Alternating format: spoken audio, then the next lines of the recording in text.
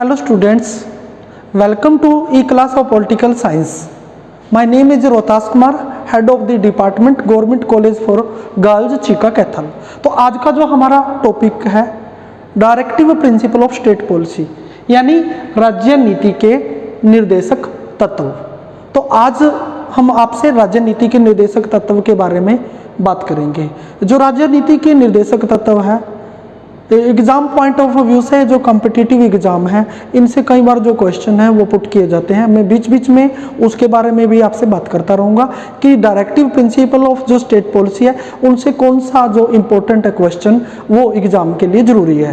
तो directive principle of state policy की बात करें तो सबसे पहले तो ये कई बार एग्जाम में ये पूछा जाता है कि जो directive principle of state policy है, भारत के संविधान के किस भाग में है, किस भाग में है। अगर भाग की बात करें तो ये भाग नंबर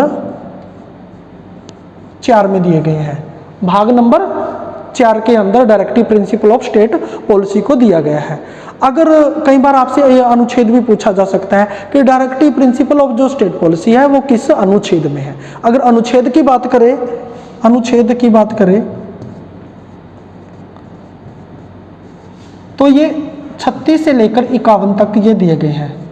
जो ये 36 से 51 तक जो है directive principle of state policy दिए गए हैं। कई बार ये भी पूछा जाता है जो डायरेक्टिव प्रिंसिपल ऑफ जो स्टेट पॉलिसी है, भारत का जो संविधान है उसमें कहाँ, किस देश के कॉन्स्टिट्यूशन से directive principle of state policy को भारत के कॉन्स्टिट्यूशन में सम्मिलित किया गया है। तो बात करें तो जिस देश से लिए गए हैं उस देश का नाम है आयरलैंड। किस देश से लिए गए? आयरलैंड।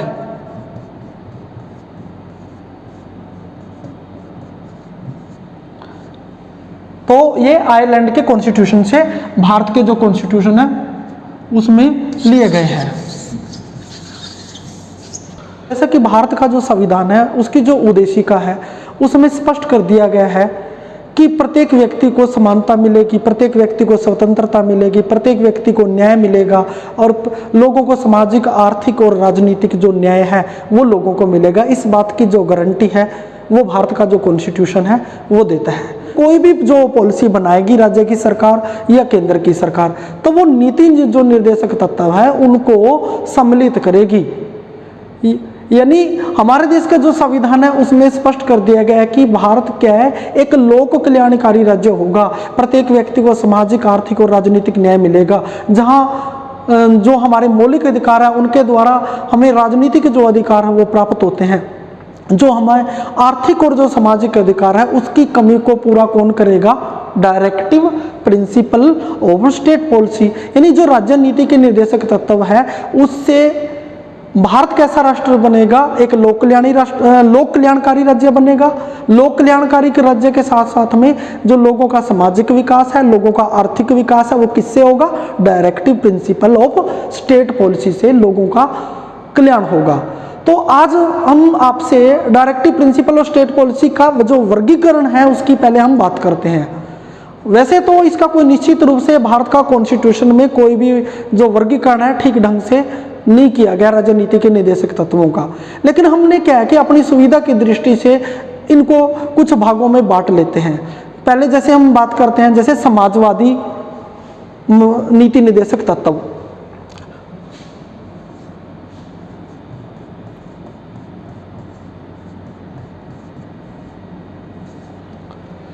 पहली जो कैटेगरी हम यहाँ रख रहे हैं समाजवादी। समाजवाद का यहाँ मीनिंग है कि कौन से जो नीति निर्देशक तत्व है जिनको अपनाने से भारत में कैसा शासन स्थापित होगा? समाजवाद। यानी प्रत्येक व्यक्तियों को उनके जो उत्पादन के जो साधन है उनके ऊपर प्रत्येक व्यक्तियों का अधिकार होगा।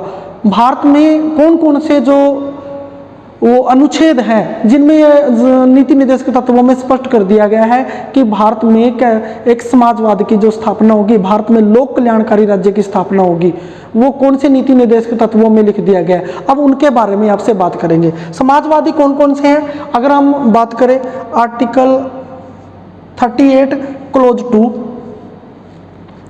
आर्टिकल 39, इसके अलावा आर्टिकल 41, 42 और 43, जो ये रखे गए हैं ये जो सब के सब क्या है, समाजवादी है। अर्थात 38 में जो बातें लिखी गई हैं, 39 में जो बातें लिखी गई हैं, 41 के अंदर जो बातें लिखी गई हैं, और 42 के अंदर और 43 में जो बातें लिखी गई है, अगर उनको लागू करे भारत, तो भारत कैसी कंट्री बनेगा, समाजवादी। यानी समाजवाद की जो स्थापना है वो भारत में हो जाएगी अगर हम इनकी बात करें, इन आर्टिकल, अगर इन अनुच्छेद को लागू कर दिया जाए। पहले हम बात करें 38 क्लोज 2। जो 38 क्लोज 2 है उसमें क्या लिखा गया है, आय की असमानता, आय की असमानता,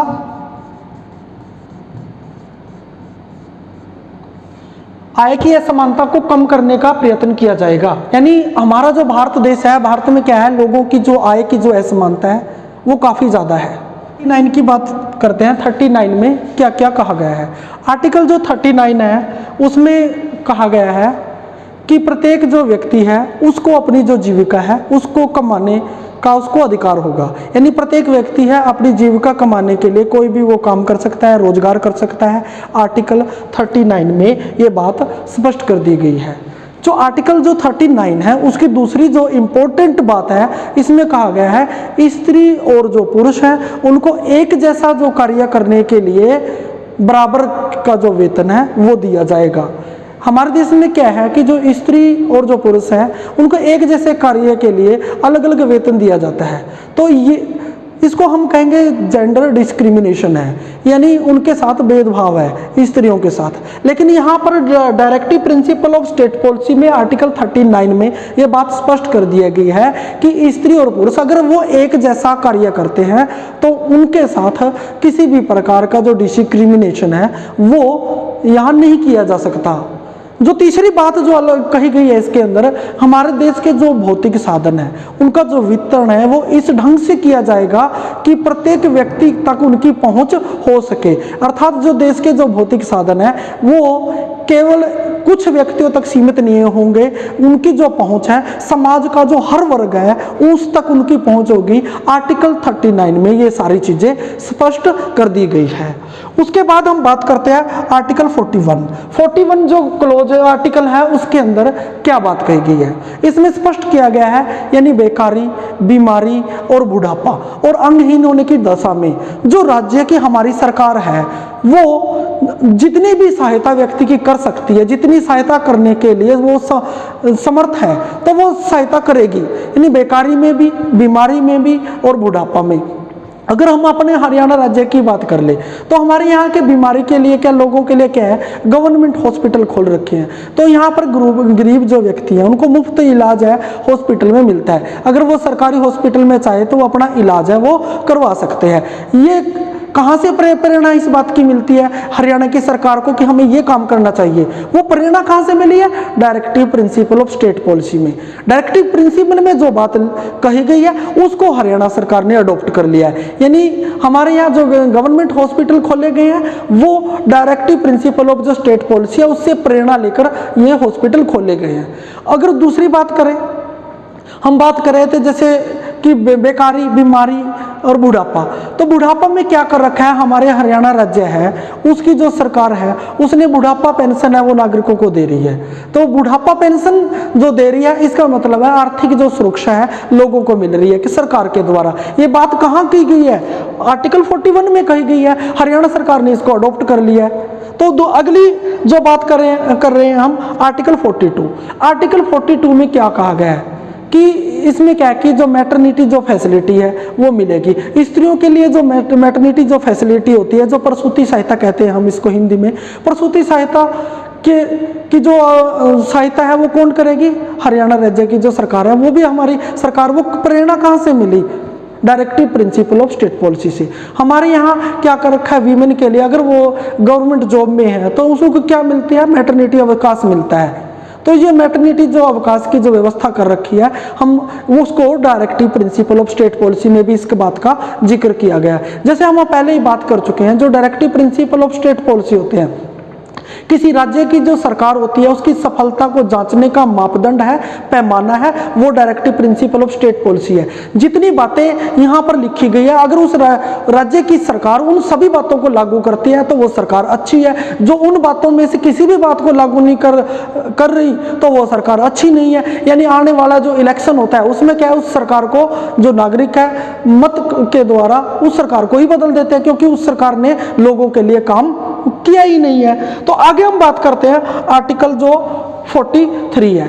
43 में क्या कहा गया है कि जो मजदूर होते हैं उनके लिए क्या है, उनके स्वास्थ्य की देखभाल के लिए उन्हें क्या है, अच्छा वेतन पाने का अधिकार है, ठीक, और उन्हें काम की न्यायसंगत जो दशाएं हैं वो प्राप्त करने का अधिकार है। अगर वो कहीं पर जॉब कर रहा है तो उसे अच्छा वेतन पाने का अधिकार होगा। उसके स्वास्थ्य काम की जो दशाएं हैं न्यायसंगत होनी चाहिए, यानी जो जहां पर वर्किंग जो उसकी कंडीशन होती है, जहां पर वो जॉब कर रहा है उसकी जो वर्किंग कंडीशन है वो ठीक होनी चाहिए। आर्टिकल जो 43 है उसमें इस बात की व्यवस्था कर रखी है। तो जो हम पहले आर्टिकल 38 की बात कर रहे थे, 39, 41, 42 और 43 की जो हम बात कर रहे हैं, तो अगर इन बातों को अपनाया जाए तो हमारा देश कैसा बनेगा, ठीक है ना। तो हमारे देश में कैसी व्यवस्था लागू होगी, समाजवादी व्यवस्था। अगर इन बातों को अपना लिया जाए तो भारत में समाजवादी व्यवस्था को अमली जामा पहनाया जा सकता है। आगे हम बात करते हैं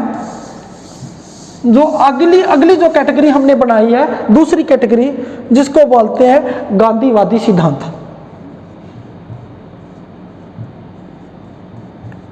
गांधीवादी सिद्धांत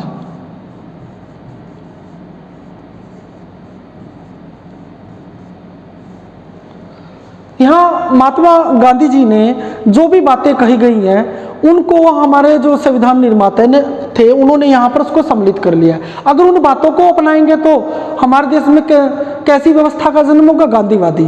तो गांधीवादी सिद्धांत में कौन कौन से जो आर्टिकल हैं जो इंपॉर्टेंस रखते हैं, जिसमें से जैसे कि आर्टिकल 40 की बात कर लें, 46 की बात कर लें, 47 की बात करें या 48 की बात करें, हम अगर इनमें जो बातें लिखी गई हैं वो गांधीवादी बातें हैं। यानी गांधी जी ने जो बातें कही थी उनको किस में सम्मिलित करें, आर्टिकल 40 में, 46, 47 और 48 में। आर्टिकल 40 के अंदर गांधी जी ने क्या कहा है, राज्य क्या करेगा, ग्राम पंचायतों का संगठन करेगा। यानी प्रत्येक राज्य की जो सरकार है वहाँ पर स्थानीय स्वशासन की स्थापना होगी, वहाँ पर ग्राम पंचायत बनाई जाएगी। तो ये बात आर्टिकल 40 में कही गई है। तो हमारे जो राज्य है हरियाणा राज्य में भी क्या कि प्रत्येक गांव के लिए ग्राम पंचायत बनाएगी। यानी गांधी ने जो बात कही थी वो directive principle of state policy में सम्मिलित कर दी है और हमारे हरियाणा की जो सरकार है उसने लागू भी कर दी है। यानी हमारे यहाँ क्या है, प्रदेश के अंदर प्रत्येक गांव के अंदर ग्राम पंचायत है, पंचायत समिति है और जिला परिषद है। ये बात गांधी जी ने कही थी और हमारे राज्य ने इस बात को लागू भी कर दिया है। अब तो जो हमारा संविधान है उसमें क्या है, आर्टिकल 73rd और 74th जो अमेंडमेंट हमारे देश में जो किया गया है उसमें क्या है कि इसको संवैधानिक दर्जा है वो ग्राम पंचायत को दे दिया गया है। जो आर्टिकल जो 73rd अमेंडमेंट है और जो 74th अमेंडमेंट है ये कॉन्स्टिट्यूशन में हमारे 1993 में किया गया था और उसको अब क्या है कि जो ग्राम पंचायत है उसको संवैधानिक दर्जा भी दे दिया गया है। इसकी प्रेरणा कहाँ से मिली है, directive principle of state policy से मिली है। आर्टिकल 40 में गांधी जी ने की जो बात लिखी गई है उसको अमली जमा है हमारी स्टेट की सरकार ने भी उसको पहना दिया है। उसके बाद हम बात करें 46 की बात करें, आर्टिकल 46 में क्या कहा गया। आर्टिकल 46 की अगर हम बात करें उसमें स्पष्ट रूप से कहा गया है जो बैकवर्ड है और जो गरीब हैं, जैसे कि हम बात करें अनुसूचित जाति है, इनकी जो शिक्षा के प्रबंध की बात कही गई है आर्टिकल 46 में। जो राज्य की जो सरकार है अनुसूचित जाति के लिए, गरीबों के लिए, उनके लिए क्या है शिक्षा का जो प्रबंध है वो करेगी। तो हमारे यहाँ अगर हम अपनी स्टेट की बात करें तो राज्य की सरकार है SC और एसटी के लिए, हालांकि बैकवर्ड के लिए, सभी के लिए काम कर रही है। तो उनके लिए क्या शिक्षा का जो प्रबंध है वो कर दिया गया है, ये आर्टिकल 46 में कहा गया है। उसके बाद हम आर्टिकल 47 की बात करें। 47 में गांधी जी क्या कहते हैं? 47 के अंदर स्पष्ट रूप से कहा गया है, गांधी जी ने कहा था जो नशीली वस्तुएं होती हैं, जो मादक पदार्थ होते हैं, जो लोगों के स्वास्थ्य के लिए हानिकारक होते हैं, उनको रोकने का प्रबंध करेगी। तो इसकी जो प्रेरणा है, हमारी हरियाणा सरकार ने एक बार इसका प्रयास भी किया था। जो नशीली वस्तुएं हैं उनके तो चल बेचने पे पाबंदी आज भी है, लेकिन हमारे यहाँ हरियाणा के अंदर जो शराबबंदी है उसको लागू किया गया था। उसकी जो प्रेरणा भी जो आर्टिकल 47 में कही गई जो बात है उससे ही मिली थी। 47 में गांधी जी ने जो बात कही थी, तो हमारे यहाँ हरियाणा राज्य में जब बंसी लाल जी की सरकार बनी थी, उन्होंने एक बार शराब पर प्रतिबंध लगाने का प्रयास किया था, बाद में उसको समाप्त भी कर दिया गया। तो यानी 47 की जो बात है इसको भी कई राज्य हैं उन्होंने लागू कर रखा है। उसके बाद हम बात करते हैं 48 की। 48 में गांधी जी क्या कहते हैं? आर्टिकल जो 48 है उसमें जो गांधी जी ने स्पष्ट किया था कि जो दुधारू पशु हैं उनके जो वध है उनको रोकने का जो प्रयास है वो राज्य की सरकार करेगी। तो हमारा जो राज्य है उसमें भी जो दुधारू पशु है उसका नहीं वध कर सकते। यानी ये डायरेक्टिव प्रिंसिपल है। लेकिन यह बात मैं स्पष्ट कर देना चाहता हूं, जो डायरेक्टिव प्रिंसिपल में अगर किसी राज्य की सरकार जो ये बातें हैं इनको लागू नहीं करती, तो उसके लिए हम जो सरकार है उसके खिलाफ है हाई कोर्ट और सर्वोच्च न्यायालय में नहीं जा सकते। ये सरकार की इच्छा है, क्योंकि सरकार के लिए तो ये केवल मार्गदर्शक है। मार्गदर्शक बातें हैं, लागू कर देते हैं तो अच्छी सरकार है। अगर उस सरकार ने इन बातों को लागू नहीं किया तो उस सरकार के खिलाफ हम कोर्ट में तो नहीं जा सकते इनको लागू करवाने के लिए, क्योंकि ये वाद योग्य नहीं है, न्याय योग्य नहीं है, जस्टिसिएबल नहीं है। तो ये जो बातें थी 46, 47 और 48, इसमें गांधीवादी बातों का जिक्र किया गया है। अगर जो तीसरी कैटेगरी की हम बात कर रहे हैं आगे, जो सिद्धांत हैं हमारे उदारवादी सिद्धांत। उदारवादी सिद्धांत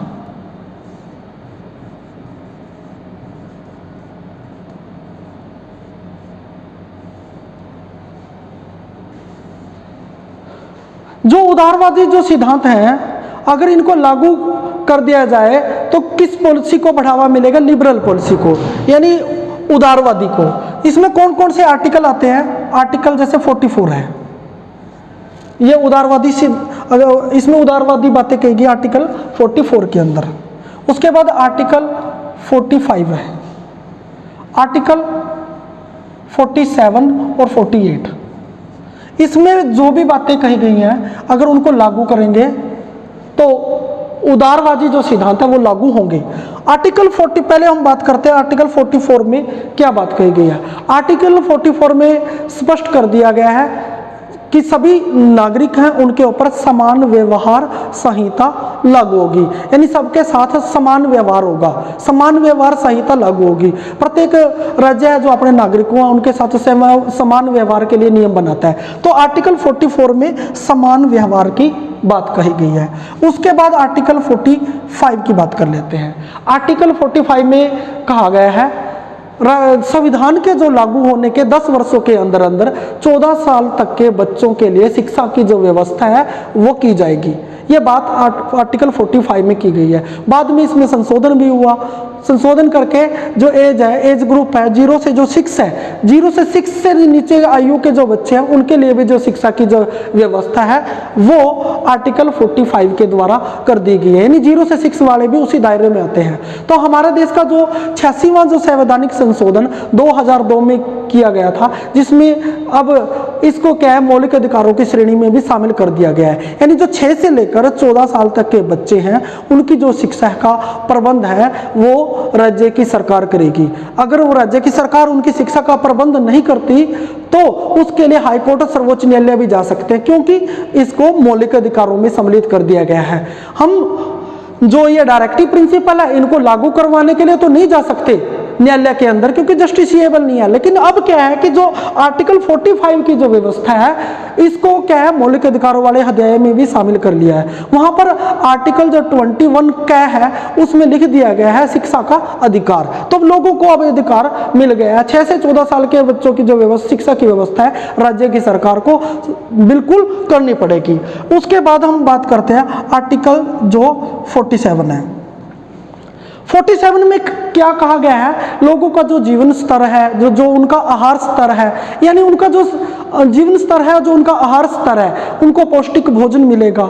जीवन स्तर उनका ऊंचा उठाने का जो प्रयास है वो राज्य की जो सरकार है वो करेगी। उनके जो स्वास्थ्य है उसकी जो देखभाल है वो कौन करेगी, राज्य की सरकार करेगी। तो प्रत्येक राज्य की जो सरकार है वहाँ के लोगों का जो जीवन स्तर है ऊंचा उठाने के लिए अनेक प्रकार के उपाय राज्य की सरकार करती है।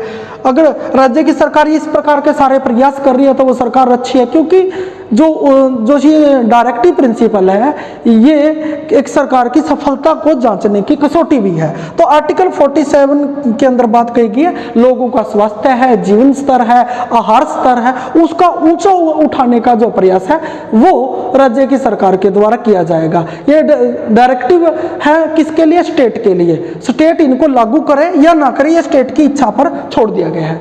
उसके बाद आर्टिकल 48 के अंदर क्या कहा गया है, जो आर्टिकल जो 48 है उसमें कहा गया है जो हमारे कृषि है वो कैसी कृषि होगी, वैज्ञानिक होगी।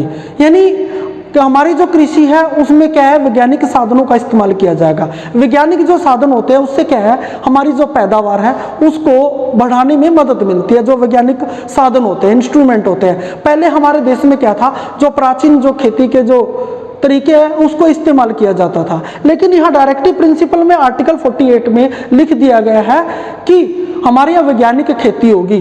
तो हमारे जो राज्य की सरकार है, हरियाणा सरकार, वो भी क्या है, वैज्ञानिक खेती को बढ़ावा दे रही है। अनेक प्रकार के जो वैज्ञानिक जो संसाधन है हमारे यहाँ पर, ट्रैक्टर है या अनेक प्रकार के जो साइंटिफिक जो है हमारे औजार हैं, जो कृषि के जो मान फसल को काटने के लिए इस्तेमाल किए जा रहे हैं, वो सारे के सारे साधन है क्या, वैज्ञानिक खेती के अंतर्गत ही आते हैं। अनेक प्रकार के जो दवाइयाँ हैं, कीटनाशक जो उत्पाद हैं वो इस्तेमाल किए जा रहे हैं, जिससे हमारी जो फसल है उसकी जो पैदावार भी बढ़ गई है। हमारे यहाँ वैज्ञानिक खेती की जा रही है। जो फसल है आज जितनी ज़्यादा जो फसल है खेतों से हम ले पा रहे हैं उसका कारण क्या है, वैज्ञानिक खेती।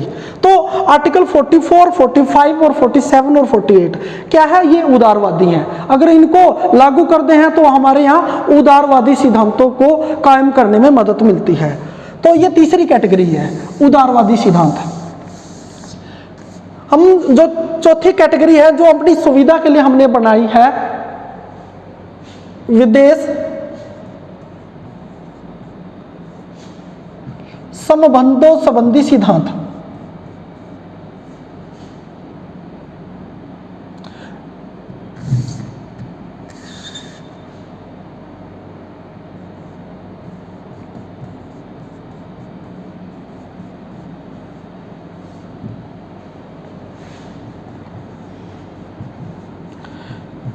विदेश संबंधों संबंधी सिद्धांत।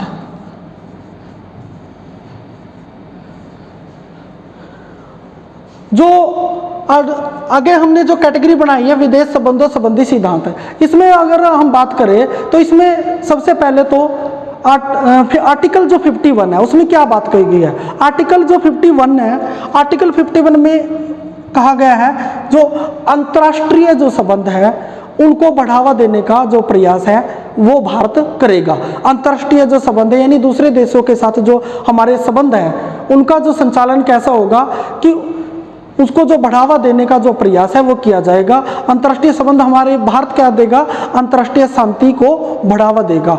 यानी भारत क्या है, युद्ध नहीं करेगा, जो शांति है अंतर्राष्ट्रीय शांति है उसको बढ़ावा देने में भारत क्या है, मदद करेगा।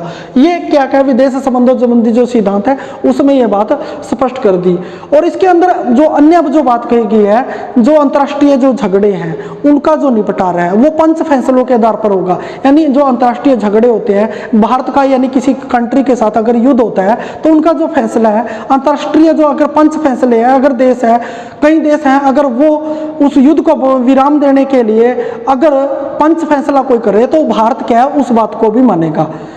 जितने भी तीसरी जो बात है इसके अंदर, जितने भी अंतर्राष्ट्रीय झगड़े हैं या जो भी है, उसको भारत क्या है कि उन सभी बातों में अगर जो सुलह कर देते हैं कहीं जो बीच में राष्ट्र, उसको भारत क्या है मान लेगा।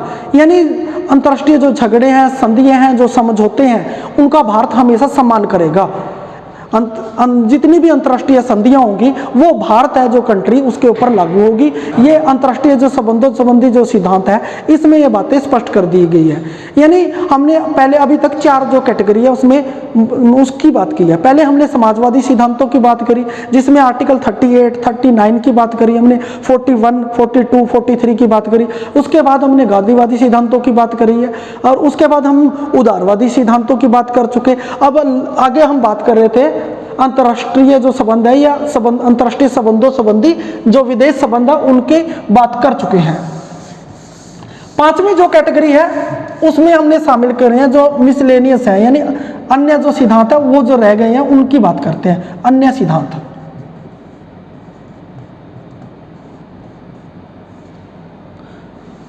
अन्य सिद्धांतों में हमने वो ले लिया है जिनको हम कैटेगराइज ठीक ढंग से, बिल्कुल हम भारत का जो कॉन्स्टिट्यूशन में डायरेक्टिव प्रिंसिपल को उनको कैटेगराइज नहीं किया, लेकिन अपनी सुविधा के लिए हमने अन्य सिद्धांत लिख दिए हैं। अन्य सिद्धांतों में जो लेफ्ट आउट रह गए हैं, जो लिखे गए हैं, उनके बारे में हम बात कर रहे हैं। जैसे लिखा गया है कि जो बच्चे होते हैं, बच्चों को अपनी गरिमा का विकास करने के लिए स्वतंत्रता मिलेगी। ये बात भी जो अन्य जो सिद्धांत है उसमें स्पष्ट कर दी गई है। एक इसमें आता है आर्टिकल 39A। आर्टिकल 39A के अंदर क्या बात कहा गया? इसमें कहा गया कि जो गरीब हैं, गरीबों के लिए निःशुल्क कानूनी सहायता मिलेगी। यानी कोई भी गरीब व्यक्ति है, अगर वो अब सरकार से सहायता प्राप्त करना चाहे, अगर वो कानूनी सहायता प्राप्त करना चाहे तो उसे कैसे मिलेगी? निःशुल्क मिलेगी, यानी उसका कोई भी पैसा खर्च नहीं होगा। ये बात संविधान में के जो डायरेक्टिव प्रिंसिपल उसमें कही गई है। लेकिन व्यवहारिक तौर पर इस बात को लागू कोई राज्य की सरकार कर रही है या नहीं कर रही है, वो राज्य की सरकार के ऊपर डिपेंड करता है कि गरीबों को जो निःशुल्क न्याय है वो दे पा रही है या नहीं पा रही है, वो राज्य सरकार की मर्जी है। ये आर्टिकल 39 के अंदर ये बात स्पष्ट कर दी गई है। उसके अलावा 43A, आर्टिकल जो 43A है उसके अंदर क्या बात कही गई है? जो मजदूर होते हैं, उद्योगों का अगर कहीं भी प्रबंध हो रहा है तो मजदूरों को उचित रूप से उनकी भागीदारी होगी। यानी कोई भी उद्योग है, अगर राज्य की सरकार उसको एस्टेब्लिश कर रही है तो मजदूर है, उनके प्रबंध में जो भागीदार है वो मजदूर होंगे। ये आर्टिकल 43 के ए के अंदर ये बात कह दी गई है। उसके बाद एक अन्य बात है आर्टिकल 48A।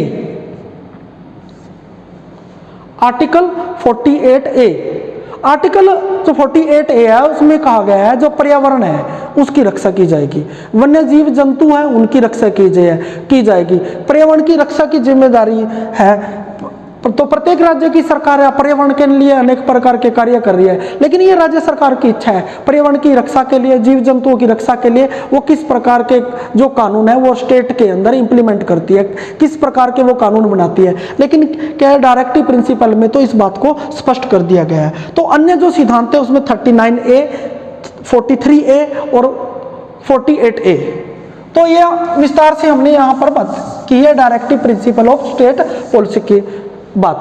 तो directive principle of state policy का अगर हम कंक्लूजन निकाले तो जो भी बातें लिखी गई है इसमें बहुत ही महत्वपूर्ण बातें लिखी गई हैं।